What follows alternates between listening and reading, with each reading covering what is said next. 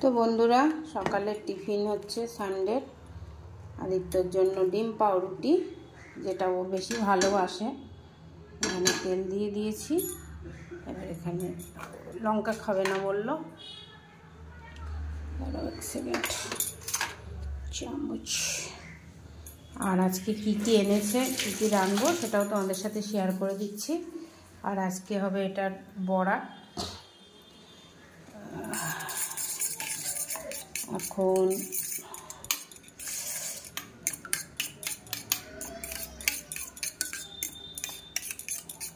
পেঁয়াজ কুচিয়ে লবণ মাখিয়ে নিয়েছি, তাহলে লবণ আর দলা দলা হয়ে থাকে না। ঠিক আছে,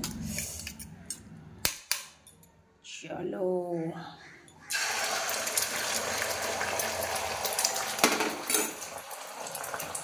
পাউরুটিটা ছেঁকে নিলে ভালো হয়। ডিম পাউরুটিটা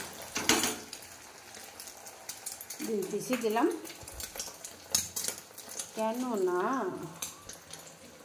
আদিত্য 2 পিস খেতেই ভালোবাসে।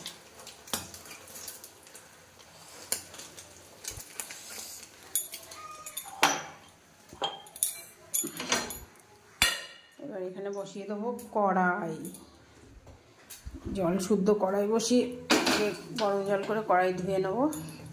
বড় কড়াই লাগবে, কেন দেখাচ্ছি। এই যে গলদা চিংড়ি, তিরিং বিরিং, মাকড়সাদের করতাল। আর এখানে আছে পাবদা। এখানেই সমাপ্ত নয় বন্ধুরা,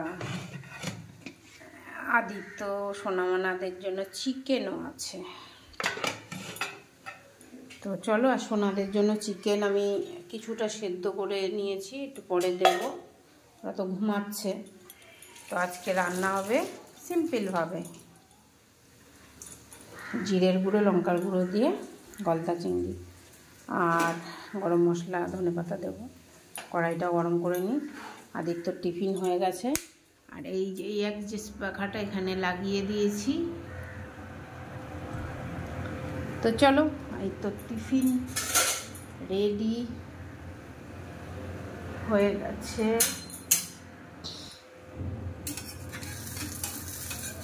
এই প্যান্টটা ভালোই হয়েছে, কি বলো বন্ধুরা? কমেন্ট করে জানাবে। আমার প্যান্ট, এই প্যান্টটা, এই কড়াইটা, কিন্তু একটু দাম বেশি নিয়েছে। ঠিক আছে, 1700 টাকা পড়ে গেল দুটো। পরে দেখি কম দাম দেখাচ্ছে আর এক জায়গায়। যাই হোক, চলো, ডেলিভারি চার্জ দিয়ে 1700 টাকা পড়েছে। এই ঢাকনি, কড়াই, প্যান। কেমন হয়েছে কমেন্ট করে জানাবে, ঠিক আছে? আর তো ডিম রুটি রেডি। আর তো এসে টিফিন করবে। আর আমি কি খাবো বলো তো? আমি চিংড়ি মাছ করার আগে একটা পাবদা মাছ ভেজে পান্তা ভাত খাবো। চলো।